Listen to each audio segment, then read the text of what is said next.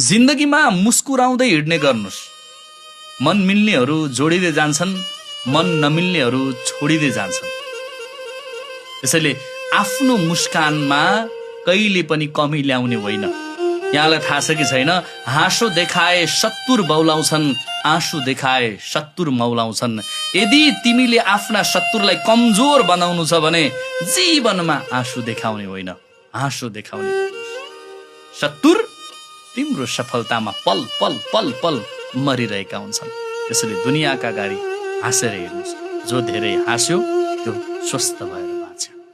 भगवान् श्रीकृष्णलाई हेर्नुहोस् त, मटकामा भएको दही चोड्दाखेरि पनि हाँसेकै छन्, ग्वाल गोपालसँग ग्वाला जाँदा पनि हाँसेकै छन्, गएर कंससँग युद्ध गर्दाखेरि पनि हाँसेकै छन्, हर पर हाँसिरहेका छन्।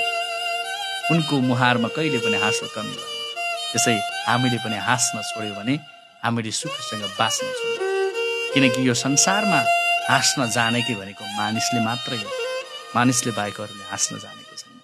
जुन दिन मानिसले हाँस्न छोड्छ नि त्यो दिन मानिसले यो सोच्नुस् कि डिप्रेसनमा म गएको छु भने, र जुन दिन उसको मुहारमा हाँसो फर्किँदै आउँछ नि त्यो सोच्नुस् कि अब म कुनै पनि तनाव र चिन्तामा छैन, म त स्वतन्त्र भएर जीवन जिउन सक्ने भएछु भने। त्यसले हाँस्न जीवनमा नछोड्नु।